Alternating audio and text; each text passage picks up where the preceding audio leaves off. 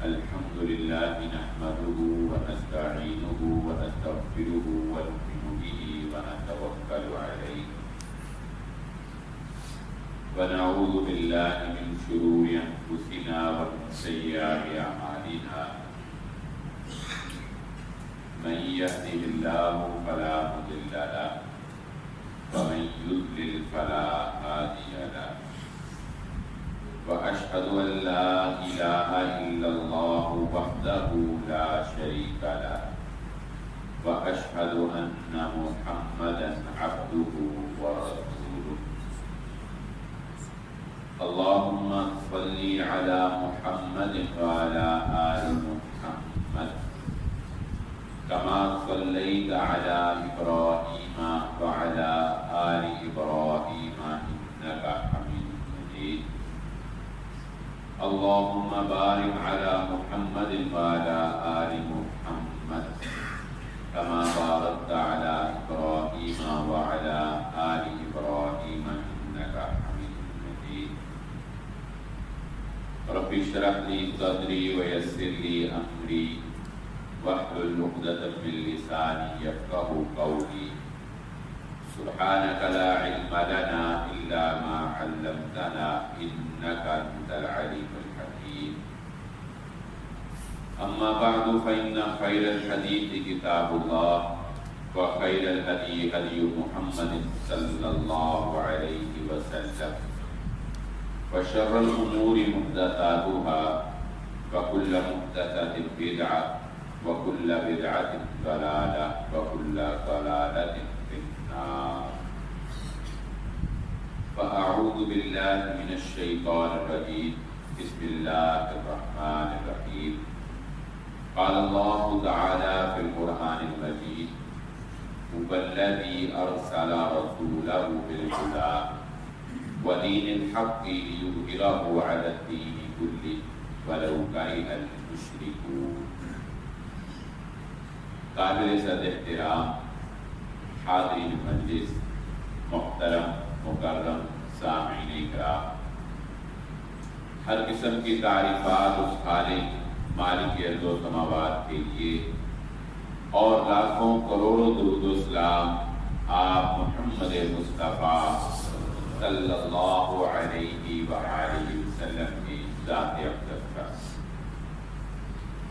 ہماری آج کی گفتگو ایک سادہ سے موضوع کے اوپر رکھی گئی ہے، لیکن زندگی کے اندر بہت زیادہ پیش آنے والا یہ معاملہ ہے جس کو بہت سی خرافات، بہت سے جھوٹے اور جعلی لوگوں نے اس میں اپنی مال اور لوگوں کو گمراہ کرنے کے لیے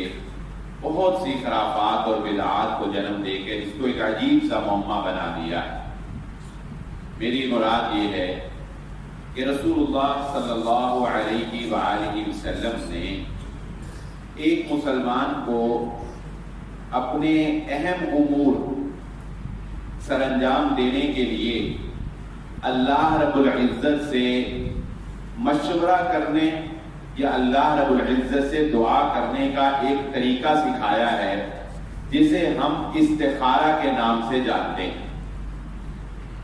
استخارہ کرنا شریعت میں کیا ہے، کیوں کیا جاتا ہے، آج ہم اس بارے میں جاننے کی کوشش کریں گے۔ اللہ تعالی ہمیں صحیح دین سمجھ کر اس پر عمل کرنے کی توفیق عطا فرمائے۔ اس کی اہمیت کا اندازہ اس بات سے لگایا جا سکتا ہے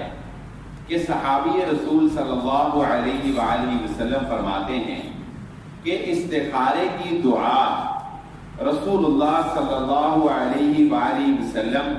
ہمیں اتنی تاکید کے ساتھ اور اتنے اہتمام کے ساتھ یاد کرواتے تھے، اتنے اہتمام کے ساتھ سکھاتے تھے کہ جس طرح گویا کہ آپ قرآن مجید کی کوئی آیت جو ہے وہ ہمیں یاد کروا رہے ہوں، یعنی جس طرح قرآن جو ہے وہ اہتمام اور سلیقے کے ساتھ رسول اللہ صلی اللہ علیہ وآلہ وسلم صحابہ کو سکھاتے تھے، اس طرح وہ کہتے ہیں کہ دعائے استخارہ جو ہے یہ رسول اللہ صلی اللہ علیہ وآلہ وسلم نے ہمیں سکھائی ہے۔ استخارے کا معنی کیا ہوتا ہے؟ استخارہ کہتے ہیں خیر طلب کرنا. جس طرح آپ استغفار کا لفظ بولتے ہیں تو استغفار کا مطلب کیا ہوتا ہے؟ اللہ رب العزت سے بخشش طلب کرنا. اسی طرح آپ دعائے استسقاء بولتے ہیں تو استسقاء کا مطلب کیا ہوتا ہے؟ اللہ سے بارش طلب کرنا. تو یہ استفعال کے یعنی وزن پہ جب بھی کوئی صیغہ آتا ہے تو اس کے اندر طلب کرنے کا معنی پایا جاتا ہے. اللہ رب العزت سے خیر استخارہ، اللہ رب العزت سے خیر طلب کرنا، بھلائی طلب کرنا. اب یہ بھلائی طلب کرنا، یہ خیر طلب کرنا کیا ہے کہ انسان جب بھی کوئی جائز کام کرنے لگے، اپنا کوئی جائز معاملہ کرنے لگے، کوئی رشتہ کرنے لگے، کوئی کاروبار کرنے لگے، کوئی لین دین کرنے لگے، یا کوئی بھی اہم کام دنیا میں انسان کو روزانہ ہی تقریباً جو ہے وہ کوئی نہ کوئی کام جو ہے وہ سر انجام دینے ہی ہوتے ہیں، تو اللہ رب العزت سے اس کام کے کوشش کرنے کے بعد، یہ نہیں ہے کہ کوشش انسان بالکل نہ کرے، ہاتھ پہ ہاتھ دھرا رہے، نہیں، اسباب اختیار کرتا رہے، کوشش اس کام کے حصول کے لیے کرتا رہے، اور ساتھ ساتھ رسول اللہ صلی اللہ علیہ وآلہ وسلم کے بتائے ہوئے طریقے کے مطابق 2 نفل نماز ادا کر کے 2 رکعت، اور اس کی نیت اور دل میں ارادہ یہی ہوگا کہ یہ 2 رکعت جو ہے یہ استخارے کے لیے پڑھے جانے لگے. ایک ارادہ اور نیت جو ہے وہ انسان کو دل میں کرنی ہوتی ہے. زبان سے تو نیت کے کوئی بھی الفاظ نہ رسول اللہ صلی اللہ علیہ وسلم ثابت ہیں، اور نہ ہی ایسی کوئی نیت کرنا جو ہے یہ درست ہے. لیکن دل میں کیا نیت ہوگی، دل میں کیا ارادہ ہوگا کہ میں 2 رکعت جو ہے وہ استخارہ کرنے کی نیت سے پڑھنے لگا. اور کسی بھی وقت یہ ایک تصور جو ہے آج اس کو کلیئر کر لیجئے، استخارے کے متعلق غلط تصورات بہت زیادہ ہیں. صحیح طریقہ استخارہ تو بہت مختصر سا ہے، لیکن غلط تصورات اتنے ہیں. جیسا کہ مثال کے طور پہ ہمارے ہاں استخارے کے متعلق یہ تصور پایا جاتا ہے کہ استخارہ رات کے وقت سونے سے پہلے ہی کیا جاتا ہے. ایسا کوئی تصور، ایسی کوئی قید شریعت نے استخارے کے ساتھ منسلک نہیں کی ہے. اسی طرح استخارے کے متعلق یہ بھی تصور پایا جاتا ہے کہ شاید استخارہ کرنے کے بعد انسان کو رات کو کسی سے بات کیے بغیر سو جانا ہے بستر کے اوپر، اور اسے رات کو استخارے کا جو بھی رزلٹ ہے، جو بھی اللہ رب العزت کی جانب سے رزلٹ ہے، فیصلہ ہے صحیح یا غلط کا، تو خواب کی صورت کے اندر اس کو استخارے کا جواب جو ہے وہ دکھا دیا جائے گا. یہ عام طور پہ تصور پایا جاتا ہے. اس بات کو کلیئر کر لیں، استخارے کے 2 نفل ہیں. طریقہ کار ان کا سادہ بالکل، کہ جس طرح عام آپ 2 نفل پڑھتے ہیں، اس طرح 2 نفل ادا کرنے کے بعد سلام پھیر لینا ہے. سلام پھیرنے کے بعد جو دعا کا اسلوب ہے، جو کہ میں نے آپ کو ایک مکمل تفصیلی درس میں سمجھایا تھا کہ دعا کا ایک طریقہ اور اسلوب یہ ہے کہ سب سے پہلے اللہ کی تعریف کی جائے، اس کے بعد محمد رسول اللہ صلی اللہ علیہ وآلہ وسلم پر درود پڑھا جائے، اور اس کے بعد دعا مانگی جائے. تو اسی ترتیب کے ساتھ دعا مانگی جائے، اور اس دعا میں دعائے استخارہ جو ہے وہ پڑھی جائے. بس یہ دعا، یہ استخارے کا طریقہ ہے. اور اس کے لیے کوئی قید نہیں ہے کہ یہ رات کو کیا جائے، یہ دن کو کیا جائے، یہ شام کو کیا جائے. البتہ جو ممنوع اوقات ہیں، جو ممنوع اوقات ہیں جن میں کہ رسول اللہ صلی اللہ علیہ وآلہ وسلم نے سجدہ کرنے سے بھی منع فرمایا ہے، یعنی ان میں آپ کوئی بھی نوافل ادا نہیں کر سکتے. وہ طلوع آفتاب ہے، وہ جو ہے وہ خط استوا جسے ہم عام طور پہ زوال کہتے ہیں وہ وقت ہے، یا غروب آفتاب ہے. تو جو ممنوع اوقات ہیں ان میں آپ جو ہے یہ نہ کریں، یعنی یہ نوافل جو ہے نہیں پڑھ سکتے. اس کے علاوہ کسی بھی وقت جو ہے آپ نفل پڑھ کے سلام پھیرنے کے بعد یہ دعا پڑھ سکتے ہیں. دعائے استخارہ کا کوئی تعلق رات کو، یا استخارے کا کوئی تعلق جو ہے وہ رات کو خواب کے آنے سے نہیں ہے. خواب ایک حقیقت ہے جس سے انکار نہیں کیا جا سکتا. 3 طرح کے خواب ہوتے ہیں، ایک سچے خواب، دوسرے شیطانی خواب، اور تیسرے خیالی خواب، پراگندہ خیالات۔ یہ تین قسم کے خواب ہوتے ہیں۔ رسول اللہ صلی اللہ علیہ وآلہ وسلم نے خوابوں کی حقیقت بیان کرتے ہوئے یہ بات ارشاد فرمائی ہے کہ نبوت ختم ہو گئی، مگر نبوت کا 40واں حصہ جو کہ سچے خوابوں کی صورت میں ہے وہ باقی رہے گا۔ تو خواب کا تعلق استخارہ کرنے نہ کرنے سے نہیں ہے، بغیر استخارے کے بھی خواب آ جاتا ہے۔ بغیر استخارے کے کیا خواب نہیں آتے؟ آپ بغیر استخارہ کرنے کے بھی انسانوں کو خواب آتے ہیں، اور یہ ضروری نہیں ہوتا کہ سچے خواب جو ہے وہ مسلمانوں کو ہی آئیں یا نیک لوگوں کو ہی آئیں۔ سچے خواب جو ہے حضرت یوسف علیہ السلام کے دور میں بادشاہ کو خواب آیا تھا، بادشاہ کو خواب آیا تھا، تو وہ اس وقت کا فرعون، اس وقت کا وہ خدا تھا، وہ تو بعد میں پھر حضرت موسیٰ حضرت یوسف علیہ السلام کی تعلیمات سے وہاں توحید عام ہوئی۔ تو یہ خواب کا آنا، اس کا تعلق جو ہے وہ نیکی یا تقوی سے بھی نہیں ہے، ہاں لیکن نیکوکار لوگوں اور تقوی والے لوگوں کو اللہ رب العزت جلد از جلد جو ہے وہ سچے خوابوں کے ذریعے سے متنبع کر دیتا ہے۔ تو یہ تصور نکال دیجیے۔ دوسرا تصور جو استخارے کے بارے میں ہمارے ذہنوں کے اندر پایا جاتا ہے، اس کو بھی صاف اور کلیئر کرنے کی ضرورت ہے۔ وہ یہ ہے کہ شاید استخارہ غیب جاننے کا کوئی ذریعہ ہے۔ شاید کہ استخارہ بہت سے لوگ جو ہیں وہ میڈیا کے اوپر بیٹھے ہوئے، ٹی وی کے اوپر بیٹھے ہوئے، اور جو ہے وہ اس طرح کے شوز جو ہیں وہ بیٹھے ہوئے کہتے ہیں کہ جی آپ ہمیں اپنی ماں کا نام بتائیں، اپنی ڈیٹ آف برتھ جو ہے وہ بتائیں، اپنے نام، اپنا اوریجنل نام جو ہے وہ بتائیں، اور پھر فٹافٹ وہ لوگ جو ہیں ان نام کے حروف کے ساتھ، آپ کی والدہ کے حروف کے ساتھ اور تاریخ پیدائش کے ساتھ وہ ایک ذائچہ سا بناتے ہیں اور پتہ نہیں کیا وہ نندر منتر کرتے ہیں، اور اس کو کرنے کے بعد جو ہے وہ فوراً ہی بتا دیتے ہیں کہ جی آپ کے لیے یہ کام کرنا غلط ہے یا کہ صحیح۔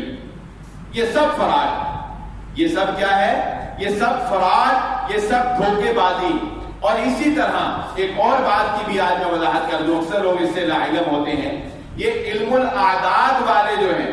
جو کہ آپ کے نام یا آپ کے والدہ کے نام کے حروف کے اعتبار سے پھر اندازہ لگا کر بتاتے ہیں کہ آپ فلاں طرح کا پتھر پہنیں یا فلاں ذکر کریں یا فلاں عمل یا فلاں وظیفہ کریں تو آپ کا یہ کام ہو جائے گا۔ یہ بھی سب بدعات اور خرافات ہے۔ علم الاعداد کیا ہے، میں اس کی تھوڑی سی آپ کو وضاحت کر دیتا ہوں۔ آپ نے عام طور پہ یہ تصور دیکھا ہوگا کہ لوگ بڑے شوق سے 786 نمبر جو ہے 786 کا جو نمبر ہے، یہ 786 نمبر لوگ بڑے شوق سے موٹر سائیکلوں کے لیے، اپنی گاڑیوں کے لیے خریدتے ہیں، اور اسی طرح جو ہے بلڈنگز کے اوپر جو ہے وہ 786 جو ہے وہ لکھا جاتا ہے۔ یہ ایک غلط تصور، شیطانی تصور ہے جو ذہنوں کے اندر بٹھا دیا گیا۔ اب 786 جو ہے اس کے بارے میں تصور کیا ہے کہ یہ بسم اللہ الرحمن الرحیم کا خلاصہ ہے۔ 786 کیا ہے؟ یہ بسم اللہ الرحمن الرحیم کا خلاصہ ہے۔ اب یہ 786 بسم اللہ الرحمن الرحیم کا خلاصہ کیسے بن گیا؟ جبکہ وہ تو ایک میتھ کے حروف ہیں، ایک کاؤنٹنگ ہے، اور بسم اللہ الرحمن الرحیم تو پوری ایک عربی کی قرآن مجید کی عبارت ہے، قرآن مجید کی آیت ہے، تو پھر یہ اس کا خلاصہ کیسے بن گیا؟ تو اس کا طریقہ کار ان جہالاء نے یہ نکالا ہوا ہے کہ انہوں نے عربی کے جو حروف ہیں، الف با تا ثا جیم ہا فا دال دال، یہ جو پوری تختی ہے نا عربی کے حروف کی، ان کو انہوں نے کاؤنٹنگ میں نمبر دے دیے۔ مثلا انہوں نے کہا الف جو ہے اس کے 2 نمبر، با جو ہے اس کے 5 نمبر، تا جو ہے اس کے 10 نمبر، جیم جو ہے اس کے 15 نمبر، اس طرح نمبرنگ دے دی خود سے ہی۔ اور اب پھر کیا، بسم اللہ الرحمن الرحیم کو لکھ لو، با کے 2 جمع کر لو، سین کے 5 جمع کر لو، میم کے 10 جمع کر لو۔ تو ان بسم اللہ الرحمن الرحیم کے جتنے بھی حروف ہیں ان کے اگینسٹ جتنے عدد بنتے ہیں ان کو جمع کرنے کے بعد جو ہندسہ آتا ہے وہ 786 آتا ہے۔ لہذا انہوں نے کہہ دیا کہ یہ 786 جو ہے یہ بسم اللہ الرحمن الرحیم کا متبادل ہے۔ اب وہ پھر ایک اور شیطان جو ہے نا وہ بڑے طریقے سے جو ہے وہ گائیڈ کرتا ہے، پھر بتانے والے یہ ایک بہانہ کر دیں گے جی اگر آپ पूरी बिस्मिल्लाहिर्रहमानिर्रहीम लिखेंगे तो इससे बिस्मिल्लाहिर्रहमानिर्रहीम की बेदबी भी होगी कि आप किसी सादा कागज पे लिखते हैं तो वो कागज जो है वो कहीं गिरता फिरेगा, और बिस्मिल्लाहिर्रहमानिर्रहीम लिखना भी मुश्किल है, आदमी से लिखा नहीं जाता। लिहाजा आप 786 लिख लें तो ये काम जो है ये बहुत ही आसान है, और ये ऐसे ही है जैसे कि बिस्मिल्लाहिर्रहमानिर्रहीम। तो ये सब खराफात रसूलुल्लाह सल्लल्लाहु अलैहि वसल्लम से, सहाबा इकराम से ऐसा कोई इल्मुल आदात जो है ये साबित नहीं है। ये सब खराफात और शैतानी आमाल हैं कि जिनके अंदर इंसानों को इस्तिखारे के नाम के ऊपर जो है वो दर्शा दिया गया। तो इस्तिखारे का ताल्लुक कतअन गैब के किसी इल्म से नहीं, और ये तसव्वुर ही गलत है, याद रख लीजिए, ये तसव्वुर ही गलत है कि इंसान अपने किसी काम उसका हो, उसके मुतालिका हो, और वो अपने किसी काम का इस्तिखारा किसी दूसरे से करवाए, ऐसा करवाना ही गलत है। इसलिए कि रसूलुल्लाह सल्लल्लाहु अलैहि, इस्तिखारा एक इबादत है, इस्तिखारा एक इबादत है, और याद रख लीजिए इबादत में कयास नहीं होता। आपको इबादत उसी तरह करनी होती है जिस तरह इबादत मुहम्मदुर रसूलुल्लाह सल्लल्लाहु अलैहि वसल्लम से साबित हो, जिस तरह नबी सल्लल्लाहु अलैहि वसल्लम ने सिखाई हो। अल्लाह के नबी सल्लल्लाहु अलैहि वसल्लम ने कतअन सहाबा इकराम को ये नहीं सिखाया कि अपने काम का इस्तिखारा किसी दूसरे से करवा लिया जाए। अगर ऐसा होता तो सहाबा इकराम जरूर अपने काम का इस्तिखारा करवाने के लिए मुहम्मद रसूलुल्लाह सल्लल्लाहु अलैहि वसल्लम से दरख्वास्त करते। इसलिए ये बात नशीन रख लें कि इस्तिखारा किसी भी काम के मुतालिक वही बंदा करेगा जिससे काम मुताल्लिका है। मसलन एक बाप ने अगर अपने बच्चे का रिश्ता करना है तो ये बाप के मुतालिका काम है, लिहाजा बाप इस्तिखारा करे। माँ का फैसला भी उसमें शामिल होता है, लिहाजा माँ इस्तिखारा करे। उस लड़के की राय भी उसमें ली जाती है, लिहाजा वो लड़का इस्तिखारा करे। यानी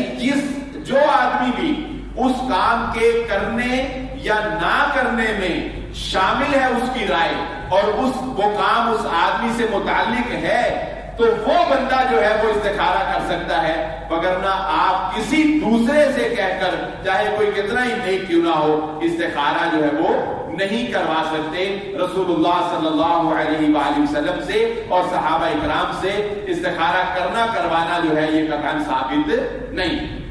ये बात भी ध्यान नशीन रख ले कि इस्तिखारा करने के लिए ये कोई जरूरी नहीं है कि आप, ये सुन्नत तरीका यही है कि आपने 2 नफल पढ़ने हैं और फिर दुआ करनी है, यही सुन्नत तरीका है और इसी तरह करना चाहिए। लेकिन अगर कोई ऐसी मजबूरी आन पड़ी है कि आप नफल नहीं पढ़ सकते, अगर कोई ऐसी मजबूरी आन पड़ी, आप किसी ऐसी जगह पर हैं जहां आपने फौरी तौर पर फैसला करना है और नफल पढ़ने के लिए हालात नहीं साजगार, माहौल साजगार नहीं है, या खवातीन जो है वो ऐसी हालत के अंदर हैं, अयाम के अंदर हैं, हैज के अंदर हैं या निफास के अंदर हैं, तो अब उस हालत में वो नफल तो नहीं पढ़ सकती ना, लेकिन उन्होंने अब कोई फैसला करना है। और इसी तरह आप किसी ऐसी जगह के ऊपर हैं तो ऐसी सूरत के अंदर नफल पढ़े बगैर ही आप वो दुआ पढ़ लें, इंशाअल्लाह अल्लाह रब्बुल इज्जत मजबूरियों को जानता है, अल्लाह रब्बुल इज्जत मजबूरियों को जानता है। और ला युकल्लिफुल्लाहु नफ्सन इल्ला वुसअहा के तहत वो दुआ पढ़ के ही अगर आप काम करेंगे इंशाअल्लाह अल्लाह रब्बुल इज्जत उसको आपका इस्तिखारा ही शुमार फरमाएगा, क्योंकि एक उज़्र आ गया, एक मजबूरी आ गई। लेकिन अफसोस तो ये है कि अगर यहां पर हम अपना जायजा लें, अपना तज्जिया करें, तो यहां जितने मेरे दोस्त अहबाब बैठे हैं वो शायद दुआए इस्तिखारा जुबानी पढ़ ना सकते, क्योंकि हम सीखते नहीं। तो अगर किसी ऐसी जगह पर फौरी फैसला करने की जरूरत पेश आ जाए तो वहां दुआ इस्तिखारा याद ही ना हो तो करना क्या है। इसलिए आज सबसे पहला काम ये करें आज यहां से जाने के बाद कि खुद भी और घर के हर फर्द को भी ये दुआ آپ اسی طرح سکھائیں جس طرح کہ آپ ان کو نماز کا کوئی درس سکھاتے ہیں، جس طرح کہ آپ ان کو قرآن کی کوئی آخری صورتیں جو ہے وہ سکھاتے ہیں۔ سب سے پہلا کام آج یہ کریں کہ اپنے گھر جا کر خود بھی اور اپنے بچوں کو بھی یہ استخارے کی دعا، اللہم انی استخیرک بعلمک واستقدرک بقدرتک، یہ پوری لمبی دعا ہے، یہ دعا جو ہے یہ آپ نے لازماً سکھانی ہے تاکہ موقع بہ موقع جو ہے وہ اس کو پڑھ کر جو ہے وہ فیصلہ کر سکے۔ اب دیکھیے استخارے کی دعا کی اہمیت اتنی زیادہ ہے کہ بسا اوقات کسی معاملے کے بارے میں انسان کو یہ لگتا ہے کہ یہ معاملہ 100% درست ہے۔ بسا اوقات کسی معاملے میں انسان تذبذب کا شکار ہوتا ہے، پتہ نہیں یہ صحیح ہے، پتہ نہیں یہ غلط ہے، پتہ نہیں لوگ اچھے ہیں، پتہ نہیں برے ہیں، پتہ نہیں کاروبار کروں گا چلے گا یا نہیں چلے گا، پتہ نہیں یہ زمین بکے گی نہیں بکے گی۔ بسا اوقات کوئی معاملہ ایسا ہوتا ہے جس کے بارے میں انسان کو یقین ہوتا ہے کہ یہ 100% درست ہے، نفع نظر آ رہا ہوتا ہے، فائدہ نظر آ رہا ہوتا ہے۔ عام طور پہ ایسے موقع پر انسان سستی کر کے کہتا ہے یار استخارے کی کیا ضرورت ہے، کام پکا ہی ہے، استخارے کی کیا ضرورت۔ میں آپ کو ایک مثال سے سمجھا دیتا ہوں کہ پکے کاموں میں بھی استخارہ کیا جاتا ہے۔ رسول اللہ صلی اللہ علیہ وآلہ وسلم نے، جو کہ بعد میں آپ کی زوجہ بن گئی، حضرت زینب رضی اللہ تعالی عنہا کو اپنے لیے نکاح کا پیغام بھیجا۔ اب آپ مجھے بتائیں کسی عورت کو محمد صلی اللہ علیہ وآلہ وسلم نکاح کا پیغام بھیجیں تو کیا یہ انکار کرنے کا سوچا بھی جا سکتا ہے؟ پکا ہی ہے نا، پکا کام ہے، انکار کا کوئی پہلو، بلکہ اس سے بڑی خوش نصیبی اور کیا ہو سکتی، اس کے تو بخت جاتے۔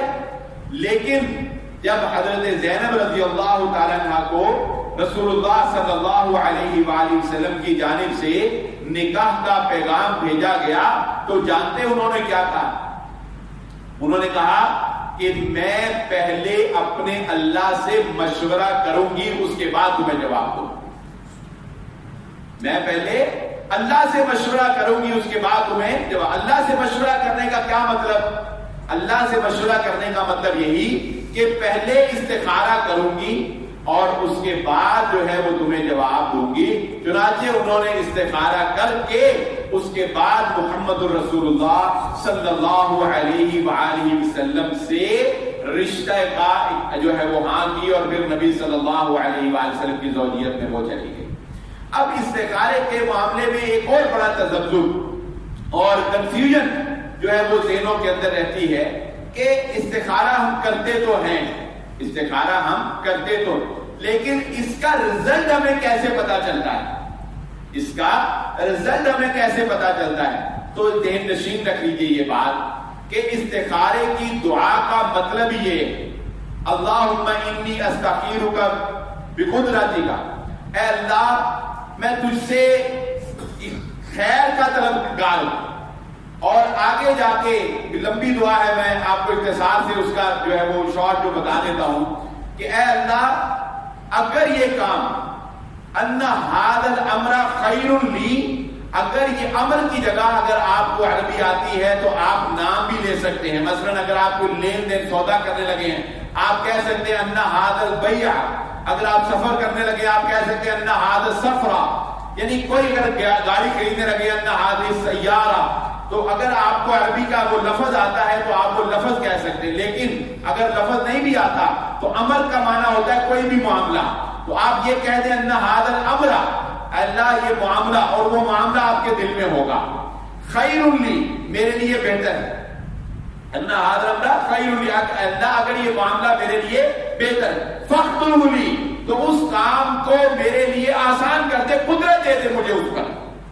ویسر لی، اس کام کو میرے لیے آسان کر دے۔ اچھا خیر لی میں یہ بڑی اہم بات ہے، خیر لی فی دینی و معاشی و عاقبت امری، آپ اللہ تعالیٰ سے دعا کرتے ہیں اللہ اگر یہ کام میرے دین میں، میری آخرت میں اور میرے دنیاوی معاش میں میرے لیے بہتر ہے۔ اگر کتنی جامع دعا ہے، کوئی بھی کام کرنے سے پہلے آپ کہتے ہیں اللہ اگر یہ کام میرے لیے دینی اعتبار سے، معاشی اعتبار سے اور اخروی اعتبار سے بہتر ہے تو فقدروا لی ویسروا لی ثم بارک لی فی، پھر اس کام کو مجھے قدرت بھی دے دے، اس کام کو میرے لیے آسان بھی کر دے، پھر اس کام میں میرے لیے برکت بھی پیدا فرما دے۔ وَأَنَّ هَذَا الْأَمْرَ شَرٌّ لِّي، اور اگر یہ کام میرے لیے بہتر ہے، برا ہے، اگر یہ کام میرے لیے شر کا باعث ہے، فی دینی و معاشی و عاقبت امری، دینی اعتبار سے، معاشی اعتبار سے اور اخروی اعتبار سے، تو کیا کر فَاصْرِفْ عَنِّي فَاصْرِفْنِي عَنْهُ، اس کام کو مجھ سے دور کر دے اور مجھے اس کام سے دور کر دے، اس کام کو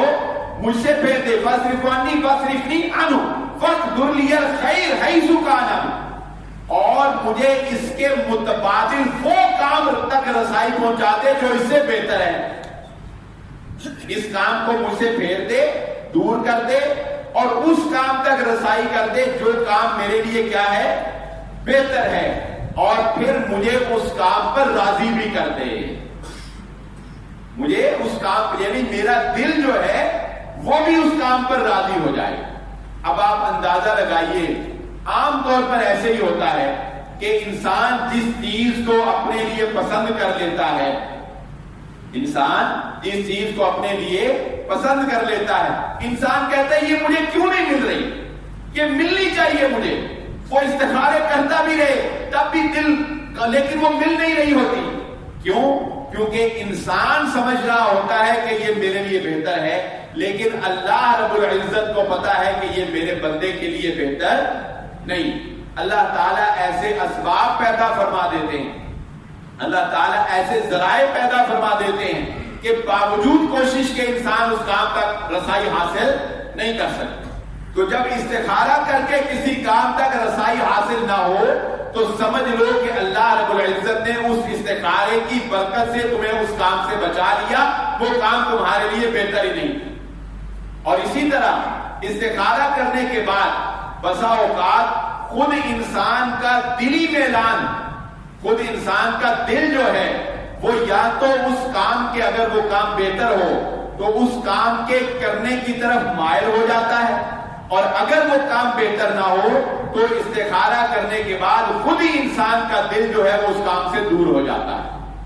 کیونکہ دعا جو کی ہوتی ہے اللہ رب العزت سے کہ اللہ اس کام کو مجھ سے اور مجھے اس کام سے پھیر دے، اور اگر بہتر ہے تو مجھے اس پر قدرت عطا فرما دے، اس کام پہ میری رسائی جو ہے وہ ہو جائے۔ تو اگر استخارہ کرنے کے بعد انسان کا دلی میلان، اطمینان اس کام کی طرف ہو تو اس کو قدم بڑھاتے رہنا چاہیے، اور اگر وہ بہتر ہوگا تو انسان کو رسائی مل جائے گی، اور اگر بہتر نہیں ہوگا تو اللہ رب العزت اس کے دل کو خود ہی اس کی طرف سے دور فرما دے۔ ایک اور اہم بات سمجھ لیجیے، جو آخر میں انسان اللہ رب العزت سے اس دعا کے آخر میں کہتا ہے کہ پھر مجھے اس کام پر راضی کر دے، اور وہ کیا ہے کہ استخارہ آپ نے کیا۔ اور ہاں، استخارہ ضروری نہیں ہے کہ آپ کسی بھی کام کا استخارہ جو ہے وہ ایک مرتبہ کریں۔ اگر وہ کام نہیں ہو رہا یا اس میں ابھی مدت ہے، آپ ایک سے زائد مرتبہ روزانہ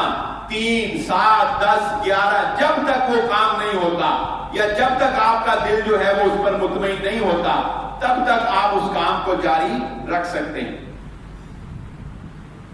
استخارہ کرنے کے یہ سب سے اہم کام، اور میں یہ سمجھتا ہوں کہ اس پر عمل کرنا بھی انتہائی مشکل ہے، اور اپنے آپ پر ایک بہت جبر کرنے کے بعد انسان یہ کام کر سکتا ہے جو اس دعا کے آخر میں بیان کیا گیا ہے۔ وہ کیا کہ آپ نے کسی کام کے کرنے کا ارادہ کیا،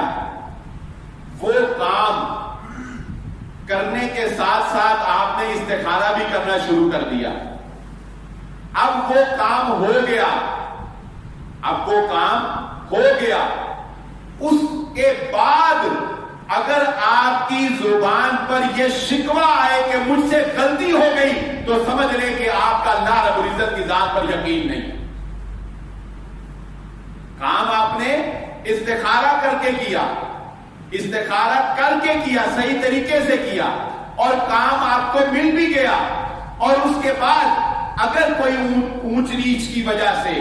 اگر کسی اتار چڑھاؤ کی وجہ سے آپ یہ سوچنے لگ گئے اور مایوسی اپنے اوپر طاری کر دی کہ نہیں یہ مجھ سے فیصلہ درست نہیں ہوا، تو بھائی یہ فیصلہ آپ نے نہیں بلکہ آپ کے ساتھ اللہ رب العزت نے آپ کی مدد کی، آپ نے استخارہ کیا اور اللہ رب العزت کے ساتھ مشاورت کے بعد یہ فیصلہ ہوا، اس میں غلطی نہیں ہو سکتی۔ ہاں یہ ممکن ہے کہ آپ حقیقت سے واقف نہ ہوں، یہ ممکن ہے کہ آپ حقیقت سے واقف نہ ہوں، چنانچہ اس کام میں اپنا دل لگانے کی کوشش کریں، کیونکہ عام طور پہ ایسا ہوتا ہے جو کہ اللہ رب العزت نے قرآن مجید میں بھی ارشاد فرمایا عسیٰ ان تکرہوا شیئا، ممکن ہے اے انسان تیری عقل محدود ہے، تیری سوچ اور فکر محدود ہے، تو مستقبل کو نہیں دیکھ سکتا، ممکن ہے کہ کوئی کام بظاہر تجھے اس میں نقصان نظر آ رہا ہو، کسی کام میں ذاتی طور پر آپ کو تجربہ بتاؤں، یہ عید کے دنوں کی بات، بڑی مجھے خوشی ہوئی سن کر جان کر، عید سے ایک دن پہلے کی بات، میرے قریبی دوست کا یہ واقعہ میں آپ کو سنا دیتا ہوں۔ 2 سال پہلے اس کی شادی ہوئی، اللہ کی قدرت ہے، 2 سال پہلے اس کی غلطی کسی کی بھی نہیں ہے، یہ نہ سمجھے کہ میں اس لیے سنا رہا ہوں کہ غلطی کسی کی، اللہ کی قدرت بتانے لگا ہوں۔ 2 سال پہلے اس کی شادی ہوئی، شادی کے 2 یا 3 ماہ بعد پتا چلا، رپورٹس کے بعد ڈاکٹرز نے کہا کہ یہ لڑکا جو ہے یہ کبھی بھی باپ نہیں بن سکتا، اس کے اندر صلاحیت ہی نہیں ہے کہ باپ بن سکے۔ لڑکے والوں نے بہت حلم اور بردباری کا مظاہرہ کیا، اور انہوں نے لڑکی والوں نے جب یہ سنا تو انہوں نے اسی وقت خلا کا جو ہے وہ دعویٰ کر دیا، ان کا حق تھا، ہر عورت کا حق ہے، اگر مرد جو ہے وہ اسٹیپ لے سکتا ہے عورت بھی لے سکتی ہے، خلا کا دعویٰ کر دیا۔ تو لڑکے والوں نے کہا کہ موقع دیں، علاج کروائیں یا کچھ کریں، انہوں نے کہا جی نہیں ہم خلا لیں گے۔ قصہ مختصر کہ within 5 months جو ہے وہ ان کی خلا ہو گئی۔ اچھا آپ آگے دیکھیں، اس لڑکے نے ایک بیوہ لڑکی سے جس کا ایک بیٹا تھا، ینگ تھی، ایکسیڈنٹ میں اس کا شوہر فوت ہو گیا، تو اس کا 3 سال کا بیٹا تھا، اس ارادے اور اس نیت سے کہ میرے تو اب اولاد ہونی نہیں ہے، تو لہذا ایک بیوہ عورت جس کا آلریڈی ایک بیٹا تھا اس کے ساتھ اس نے شادی کر لی کہ چلو اس کا بیٹا ہے ہم اس کی پرورش جو ہے وہ کریں گے، اس کے ساتھ جو زندگی گزار رہے ہیں۔ اور اللہ رب العزت نے عید سے 2 دن پہلے اس کا مجھے میسج آیا کہ بلال صاحب عقیقہ جو ہے کرنے کے لیے کیا وہ قربانی میں کیا جا سکتا ہے؟ میں نے کہا نہیں، کہتا اللہ رب العزت نے مجھے بیٹا عطا فرمایا، اور اس نے مجھے یہ کہا، اس نے کہا کہ ایسے لوگ تھے جو مجھے یہ کہہ کر گئے تھے کہ اگر یہ باپ بن جائے تو میں ڈاکٹری چھوڑ دوں گا، ایسے ڈاکٹر تھے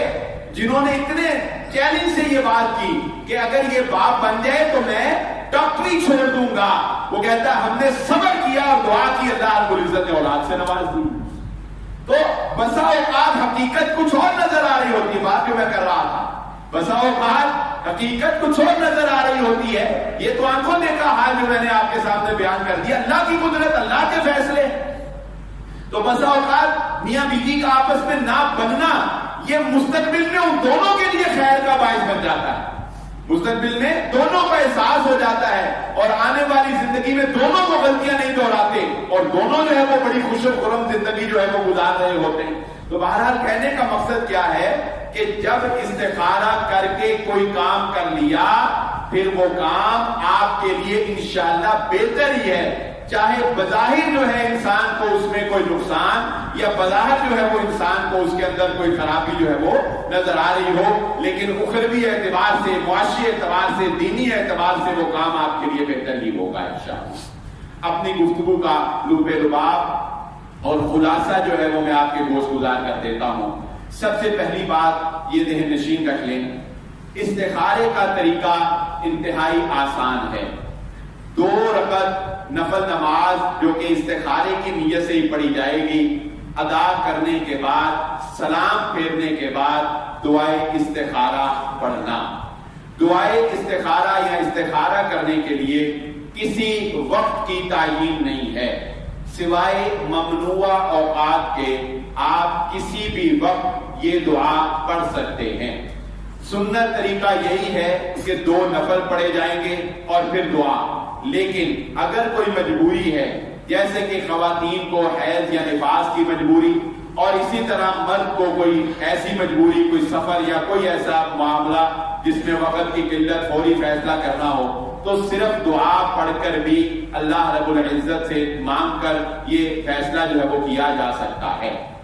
نمبر 2 بات, استخارے کے وہ طریقے جو مارکیٹ میں پھیلے ہوئے ہیں کہ ماں کا نام بتاؤ اور ابھی جو ہے وہ فیصلہ لے لو, اور اپنا نام اور علم اپنے نام کے حروف جو ہے وہ بتاؤ, اپنی تاریخ پیدائش بتاؤ, اور اس کے بعد جو ہے وہ علم العادات کے ذریعے سے یا تمہارا جو ہے وہ لکی نمبر یہ ہے یا تمہارا لکی سٹون جو ہے وہ یہ ہے یا لکی ڈے یہ ہے, اس طرح کے خرافات فوری جو بتا دیتے ہیں, یہ سب خرافات, بدعات اور شیطانی ہتھ کنڈے ہیں. ایسا کوئی استخارہ نہ شریعت نے سکھایا ہے نہ ایسا کوئی استخارہ ہے. استخارہ خود کیا جائے گا,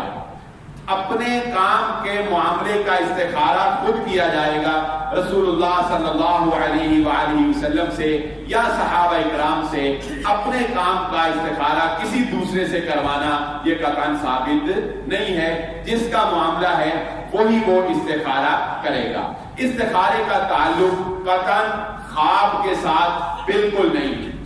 بالکل کوئی سنت سے, کسی حدیث میں, کسی صحابہ کے آثار میں یہ ثابت نہیں ہے کہ استخارہ کرنے کے بعد اگر سو جاؤ تو خواب میں تمہیں جو ہے وہ نظر آ جائے گا. خواب ویسے ہی تعبیر کا حامل ہوتا ہے, اور تعبیر جو ہے وہ کرنا ایک جان جوکھوں کا کام ہے. تعبیر کبھی بھی پختہ نہیں ہوتی, یقینی نہیں ہوتی, کیونکہ وحی کے ذریعے سے تو نہیں نہ بتا سکتی. پختہ اور یقینی علم تو صرف وحی کا علم ہے. اس کے علاوہ اگر کوئی خواب کی تعبیر کرتا بھی ہے وہ اس کا ایک اندازہ ہو سکتا ہے, وہ یقینی بات نہیں ہو سکتی. استخارے کا تعلق جو ہے وہ قطعاً خواب کے ساتھ نہیں ہے. اور آخر میں یہ بات بھی آپ کے ذہن میں ڈالی اور گوش گزار کی کہ استخارہ کا رزلٹ جو ہے, لوگ اس سے پریشان ہوتے ہیں کہ استخارے کا رزلٹ کیا ہوگا. رزلٹ یہی ہوگا کہ اگر وہ معاملہ بہتر ہوگا ہو جائے گا, نہیں ہوگا تو اللہ رب العزت اس سے آپ کی جان چھڑوا دے گا. اور جب استخارہ کرنے کے بعد کوئی معاملہ کر لیا تو اس کے بعد اس پر دلی طور پر راضی ہونا ہے, کیونکہ یہ اللہ رب العزت کی رضا اور اللہ رب العزت کے فیصلے کے ساتھ یہ کام ہوا ہے. اللہ رب العزت سے دعا ہے اللہ مجھے اور آپ کو صحیح دین کو سمجھنے کی اور اس پر عمل کرنے کی توفیق عطا فرمائے. وما علیہ